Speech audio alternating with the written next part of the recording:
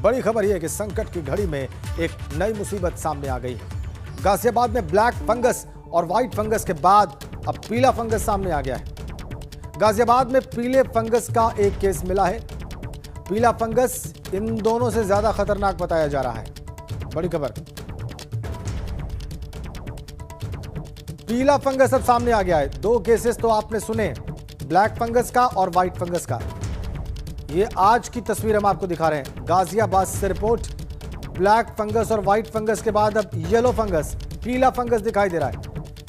पीले फंगस का एक केस सामने आया है गाजियाबाद में। एक नई चुनौती, एक नया परेशानी का मामला सामने आ रहा है गाजियाबाद से। एक नई मुसीबत, ब्लैक फंगस, व्हाइट फंगस और अब येलो फंगस। गाजियाबाद से यह रिपोर्ट हुआ है। तस्वीर आप देख लीजिए। शक्ति सिंह हमारे सहयोगी इस वक्त गाजियाबाद से जुड़ गए हमारे साथ सीधा। उनके पास चलते हैं, उनसे जानते हैं कि ये केस किस हॉस्पिटल से रिपोर्ट हुआ है, मरीज कौन है, क्या हिस्ट्री है इस मरीज की जिसमें ये येलो फंगस डिटेक्ट किया है डॉक्टर्स ने। बताइए शक्ति, क्या जानकारी मिल रही है आपको इस नई मुसीबत के बारे में?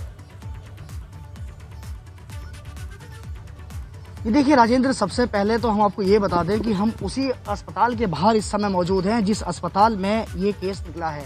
जो डॉक्टर हैं, डॉक्टर ने हमें रिपोर्ट दिखाई है और कहते हैं रिपोर्ट्स के साथ जो तस्वीरें हैं वह भी हमें साझा की है। वहीं पहले ब्लैक फंगस, फिर व्हाइट फंगस और अब ये पीला फंगस। तो बताया ये जा रहा है कि जो पीला फंगस है वो इन दोनों फंगस से ज़्यादा खतरनाक है। पीले फंगस का जो असर होता है वह जो घाव होते हैं वह घाव को भरने नहीं देता है, और इसमें भी जो ब्लैक फंगस में जो इंजेक्शन इस्तेमाल किया जाता है वह इंजेक्शन इस पीले फंगस में इस्तेमाल किया जा रहा है। तो जिस तरीके से ये पीले फंगस का एक और जो नया मामला है सामने निकल कर आया है, तो वह कहीं ना कहीं एक बार फिर मुसीबत बढ़ा देने वाला है। गाजियाबाद में इस समय अगर ब्लैक फंगस की बात करें तो ब्लैक फंगस के गाजियाबाद में 50 से ज़्यादा मामले हैं।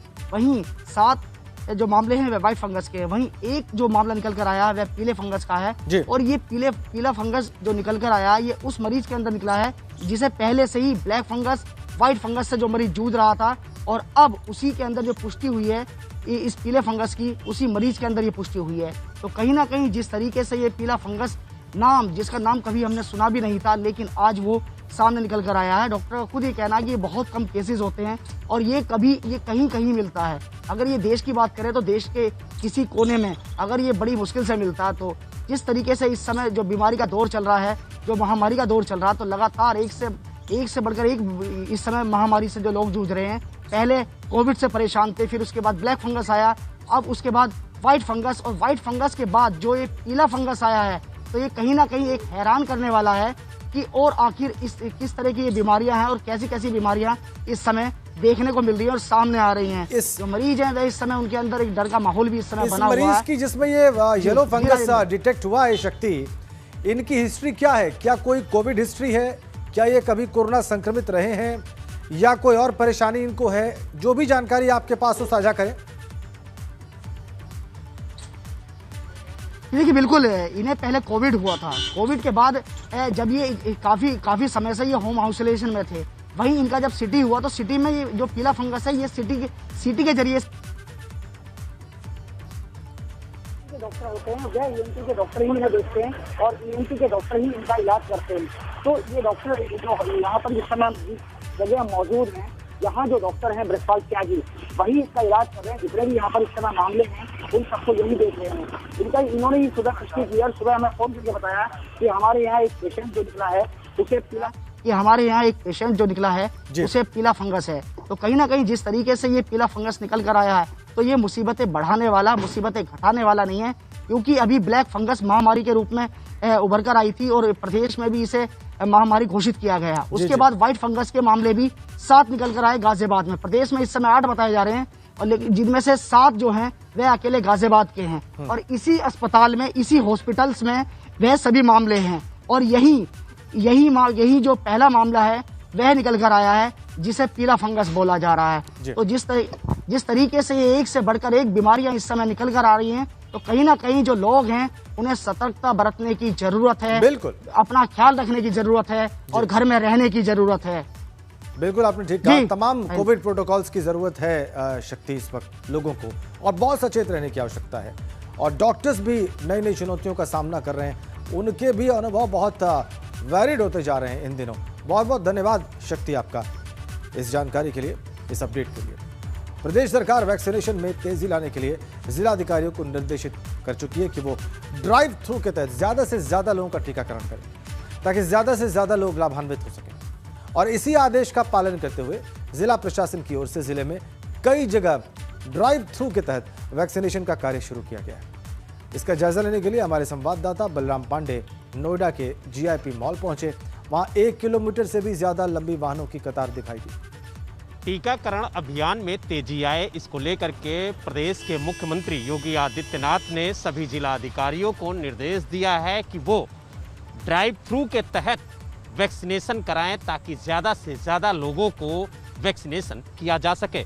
इस वक्त हम नोएडा के जीआईपी मॉल के बाहर मौजूद हैं, जहां आप देख सकते हैं कि लगभग 2 किलोमीटर लंबी लाइन वाहनों की लगी हुई है और यहां पर लोग ड्राइव थ्रू वैक्सीनेशन के तहत वैक्सीन लगवाने के लिए मौजूद हैं। और आप देख सकते हैं भारी तादाद में लोग यहां पर पहुंचे हुए हैं वैक्सीनेशन के लिए।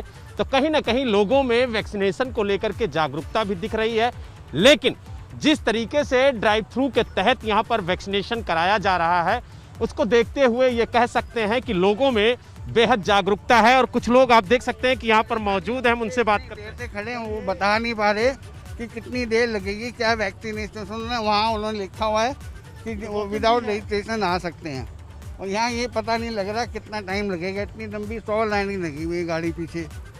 आप देख सकते हैं यहाँ लोग काफ़ी देर से खड़े हुए हैं, जो लाइन में लगे हुए हैं, हम उनसे भी बात करेंगे। आप भी वैक्सीनेशन के लिए आए? जी हाँ, मैं तो 9:30 बजे से आया हूँ, अभी तक कुछ उन्होंने बताया ही नहीं है क्या हो रहा है क्या नहीं हो रहा। कोई वहाँ से कोई आ ही नहीं रहा है, लाइन में लगा के चले गए हैं। आप भी वैक्सीन? हम धूप में खड़े भैया, हमारी मिस हम भी इन्हीं के साथ आए भैया, धूप में खड़े तब से। गाड़ी वाले को ही लगाएंगे, गाड़ी वाले को लगाएंगे बोल रहे हैं, बताओ।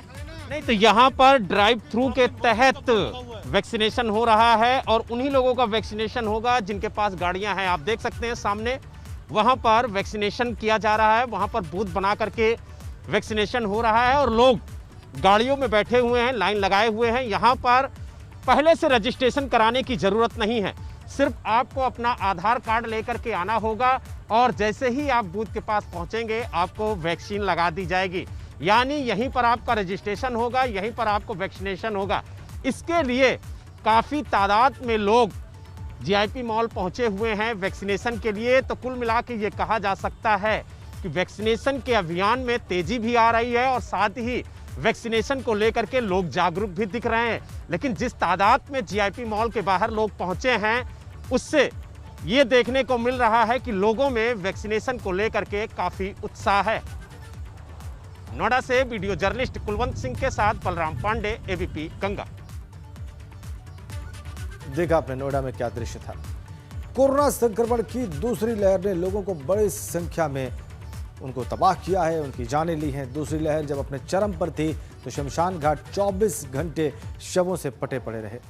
कानपुर के भैरव घाट पर जहां एक दिन में 10 दाह संस्कार होते थे, संख्या 100 से ज्यादा पहुंच गई और ऐसे में अस्थि कलश बैंक में कुछ परिजनों ने अस्थियां सुरक्षित रखवा दी। लेकिन महीने भर से ज्यादा का वक्त बीत जाने के बाद भी परिजन इन्हें लेने नहीं आ रहे। कोरोना की दूसरी लहर जब अपने चरम पर थी तो घाटों पर शव लेकर लोग बड़ी संख्या में पहुंच रहे थे। वेटिंग्स तक लग गई, लाइन तक लग गई। कानपुर के भैरव घाट पे आलम यह हो गया कि एक दिन में 100 से ज़्यादा शव दाह संस्कार के लिए आने लगे। अब एक तस्वीर आपको और दिखाएंगे। कानपुर के भैरव घाट की ये तस्वीर है। ये तस्वीर वो है कि कोरोना में संक्रमित होकर के जो लोग जिनका दाह संस्कार किया गया उनके अपने उनकी अस्थियां लेने नहीं पहुंच रहे हैं। यहाँ पर बड़ी संख्या में ये अस्थियां, यहाँ पे अस्थि कलश यहाँ पर मौजूद हैं और वो यहाँ पर नहीं आ रहे हैं। 25 से 30 की संख्या में ये बताया जा रहा है कि अभी तक ये अस्थियां 1 से 1.5 महीने पहले तक यहाँ पर जो जिनके दाह संस्कार हुए थे उनके अस्थि कलश को इन लॉकर्स में ही रखा जाता है। पहचान के रूप में इनमें नाम लिख दिया जाता है, लेकिन फिलहाल इन अस्थि कलश को लेने इनके परिजन नहीं पहुंच रहे हैं। छेदी लाल हैं, यहाँ पे काम करते हैं। छेदी, ये बताओ कि ये जो अस्थियां हैं ये कितनी पुरानी हैं, कब दाह संस्कार इन सब का हुआ? ये तो अभी कुछ तो अभी की हैं, जो अभी कोरोना में हुआ है, ये भी उस पर प्रेजेंट टाइम की हैं। और कुछ ऐसी है जो पिछली साल भी कुछ 2-4 ठोरा रखी हैं तो वो लोग नहीं ले गए। आप कह रहे हैं कि पिछले साल जब कोरोना में लोग संक्रमित होकर जिनकी मौत हुई थी उनकी भी अस्थियां रखी हैं? जी हाँ, रखी हैं, 2-4 ठोरा रखी है लोग इसमें। कुल कितनी अस्थि कलश होंगे यहाँ पे? इसमें भी काफ़ी हैं, अस्थि कलश में कम से कम अभी 15-20 तो है ही हैं। बाकी अब की पीरियड की और भी रखी हैं, वो अभी नहीं ले गए हैं। लोग नहीं लेने आते हैं तो फिर क्या करते हैं आप लोग इसका? जो सेफ्टी करे रहते, यही देखा वाली है, पूरी जिम्मेदारी है, और जब वो आएंगे तो उनको देंगे। जिम्मेदारी इनकी ये है कि यहाँ पर देखरेख करते हैं। ये अस्थि कलश यहाँ पे रखे हुए हैं, काफ़ी वक्त से रखे हुए हैं। और कोरोना का जब पीक था तो कानपुर शहर में ये भी कहा गया कि 500 दाह संस्कार तमाम घाटों पर किए गए। भैरव घाट सबसे ज़्यादा प्रमुख था, शहर के बीच में पड़ता है और इसलिए यहाँ पर 100 से ज़्यादा का आंकड़ा पहुँच गया। अमूमन औसतन 10 से 15 दाह संस्कार ही होते हैं, लेकिन यहाँ पर 100 से ज़्यादा का आंकड़ा पहुँचा। और उसके बाद अब जो ये तस्वीर है, इन अस्थि कलशों को अपने लोगों का इंतज़ार है ताकि लोग यहाँ पर पहुँचें और उसके बाद इनको प्रवाहित करें। कानपुर से कैमरामैन पंकज निगम के साथ रतीश त्रिवेदी, एबीपी गंगा। लोग कहते हैं कि वक्त बदलता है, लेकिन अब वक्त ने यह साबित कर दिया कि लोग कितने बदल गए। कोरोना काल के चलते अपने ही अपनों को भूल गए। ऐसा ही कुछ फिरोजाबाद के स्वर्ग आश्रम चारबाग में दिखाई दिया। वहां 250 की संख्या में अस्थियों के कलश अपनों के आने के साथ मोक्ष का इंतजार कर रहे हैं, क्योंकि कोरोना के कारण जिन लोगों की मृत्यु हुई उनके अंतिम संस्कार के बाद आज तक उनका अस्थि विसर्जन नहीं हो पाया। इससे यह लगता है कि लोग अपने कामकाज में व्यस्त होकर यह भी भूल गए कि इनके अपनों की अस्थियों का विसर्जन भी होना है। धार्मिक मान्यता के मुताबिक किसी मृतक की अस्थियों का विसर्जन हिंदू रीति रिवाज के हिसाब से त्रयोदशी संस्कार से पहले ही किया जाना चाहिए, लेकिन इस बार कोरोना काल के चलते लॉकडाउन में तो ये लोग अस्थियों को विसर्जन के लिए गंगा नहीं ले जा सके।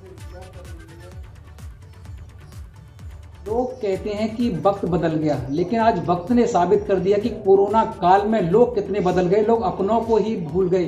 फिरोजाबाद का ये स्वर्ग आश्रम जगह जहां हम खड़े हैं, जहां अंतिम संस्कार होता है, और जो सबसे बड़ा सब स्थल है जहां अंतिम संस्कार होता है। आप मेरे पीछे देख सकते हैं कि यहाँ तमाम अस्थियां, जो कलश मिट्टी के कलश हैं उसमें रखी हैं। यहाँ करीब 250 अस्थियां हैं जो मिट्टी के कलश में पिछली साल रखी थी और इस साल भी रखी हैं। इनके जो परिजन हैं वो इन्हें आज तक लेने नहीं आए। इसका कारण ये रहा कि कोरोना काल चल रहा था, लोग अपनों को भूल गए। इस स्वर्गाश्रम के इंचार्ज हैं मेरे साथ, उनसे बात करेंगे। सर क्या नाम है आपका? आलिंद अग्रवाल। आलिंद जी, क्या स्थिति रही, क्यों लोग नहीं लेने आ रहे इसको? जो कोरोना की बॉडियां हैं उनकी मजबूरी रही परिवारीजनों की, उनके घर में और बीमार रहे। पहले साधन भी नहीं थे जाने के गंगा विसर्जन के लिए, लेकिन अब साधन भी उपलब्ध है, लेकिन लोग अपने काम धंधों में व्यस्त हो गए, अपने पूर्वजों को भूल चुके हैं।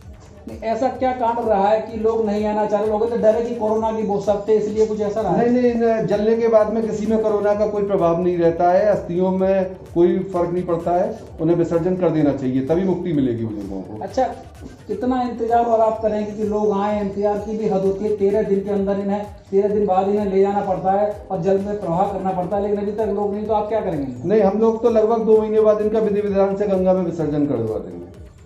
यहाँ के इंचार्ज का कहना है कि जिनके ये अपने थे वो नहीं आए, लेकिन ये इनकी जो एक संस्था है, एक संस्था द्वारा इन जितनी भी 250 अस्थियां हैं उनका ये जल प्रवाह करेंगे और विधि विधान के साथ उनको जल प्रवाह किया जाएगा। कृष्णा पोरवाल, एबीपी गंगा, फिरोजाबाद। और मथुरा के डॉक्टर्स ने एक अच्छी पहल की है। वृंदावन के निजी अस्पताल से ठीक हुए कोविड-19 के मरीजों का डॉक्टर्स ने माला पहनाकर उन्हें विदाई दी। कोरोना को हराकर अपने घर जा रहे मरीजों में इसके बाद खासा उत्साह भी दिखाई दिया। घर जाकर अभी 14 दिन तक अपने घर पर होम क्वारंटीन रखने के लिए भी उन्हें कहा गया।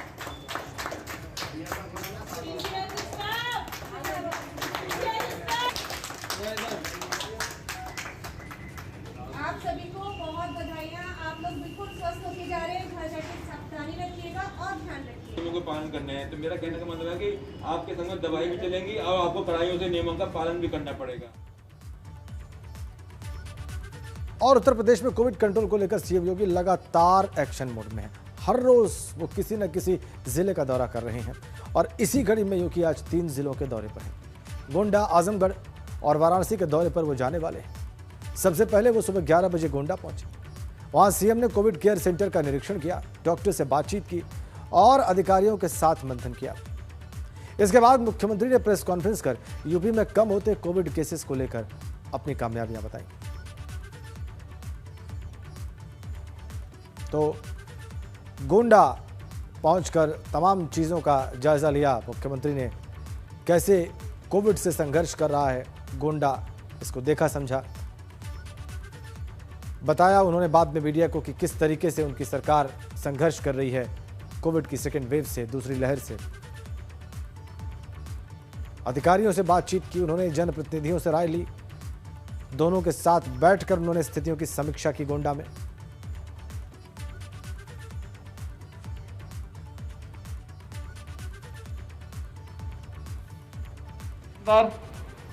लगातार पॉजिटिविटी कम हो रही है और रिकवरी बढ़ी है। पॉजिटिविटी की स्थिति है कि प्रदेश के अंदर जो एक बार लगभग 17% तक पहुंच चुका था, आज वह घट करके 2 के आसपास आ चुका है। हमारे यहां जो एक्टिव केस 30 अप्रैल को 3,10,000 तक पहुंचे थे और एक दिन में सर्वाधिक केस आए थे, वह 24 अप्रैल को 38,000 से अधिक, आज वह घट करके प्रदेश में यानी न्यूनतम स्तर तक लाने में हमें सफलता प्राप्त हो रही है। एक्टिव केस प्रदेश के अंदर अब 3,10,000 से घट करके मात्र 76,000 पे रह गए हैं और एक दिन में आने वाले पॉजिटिव केस जो 38,000 से अधिक आए थे, अब वो 3,900 तक सीमित हो चुके हैं। लगातार इसमें गिरावट है, लेकिन इसके लिए बृहद अभियान चलाना पड़ा। अर्ली एंड एग्रेसिव कैंपेन प्रदेश के अंदर गांव-गांव में, कस्बे-कस्बे में स्वच्छता, सैनिटाइजेशन, फॉगिंग के साथ साथ ट्रेस, टेस्ट एंड ट्रीट के इस कार्यक्रम को हम लोगों ने मजबूती के साथ आगे बढ़ाया। आज उसके अपेक्षित परिणाम हमारे सामने हैं। फर्स्ट वेव की तुलना में सेकेंड वेव में संक्रमण अत्यधिक होने के नाते ऑक्सीजन की क्राइसिस एक समय होती हुई दिखाई दी। मैं धन्यवाद दूंगा अपने सभी जनप्रतिनिधियों को जिन्होंने तत्काल अपनी निधि का उपयोग करते हुए हर एक जनपद में, डिस्ट्रिक्ट हॉस्पिटल में, सामुदायिक स्वास्थ्य केंद्रों में ऑक्सीजन प्लांट के लिए अपनी निधि का उपयोग किया। हम लोगों ने थर्ड वेव की भी तैयारी अभी से प्रारंभ की है। हर मेडिकल कॉलेज में 100 बेड का पीको और नीको के निर्माण की कार्रवाई अभी से प्रारंभ हो चुकी है। डिस्ट्रिक्ट हॉस्पिटल में 25 से 30 बेड का पीको और नीको के निर्माण की कार्रवाई हमारी प्रारंभ हो चुकी है। इसी खबर के साथ हम रुक रहे हैं एक छोटे से ब्रेक के। बड़ी खबर वाराणसी से हमारे पास, ब्लैक फंगस से अब तक 6 मरीजों की मौत की खबर आ रही है। वाराणसी में ब्लैक फंगस के अब तक 89 मामले सामने आए हैं और फिलहाल 83 मरीजों का इलाज जारी है। वाराणसी से बड़ा अपडेट, 6 मरीजों की ब्लैक फंगस से मौत अब तक, और अब तक कुल 89 मामले सामने आ चुके हैं वाराणसी में ब्लैक फंगस के। बाकी के 83 मरीजों का इलाज चल रहा है वाराणसी में। ये नया संकट और बड़ा होता हुआ, ब्लैक फंगस का मामला बढ़ता हुआ। वाराणसी की अगर बात करें तो यहां पर कुल 89 केसेस अब तक सामने आए, 6 मरीजों की जान जा चुकी है ब्लैक फंगस की वजह से, और बाकी के 83 मरीजों का इलाज चल रहा है वहां पर। मृत्यु दर भी इस बीमारी में ज्यादा और पेंडेमिक यानी कि महामारी का रूप ले चुकी है ये। कई राज्यों ने इसे ब्लैक फंगस को महामारी मान लिया है, स्वीकार कर लिया है। उत्तर प्रदेश भी उनमें से एक, 600 मामले तकरीबन यहां पर।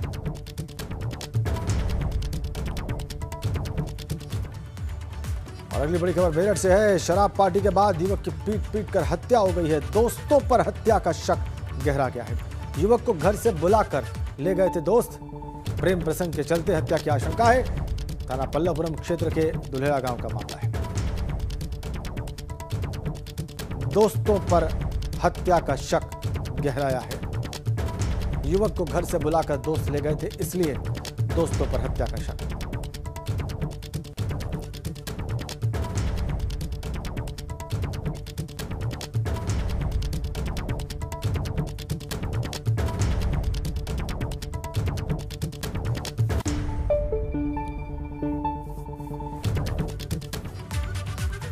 अगली बड़ी खबर गोरखपुर से।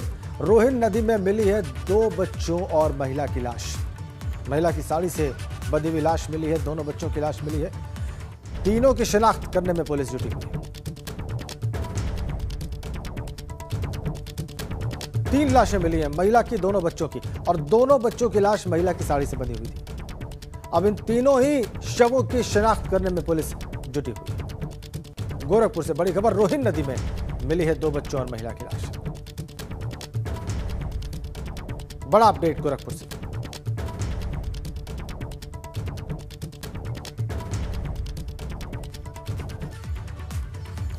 इस बड़ी अपडेट के साथ ही इस बुलेटिन में फिलहाल इतना ही।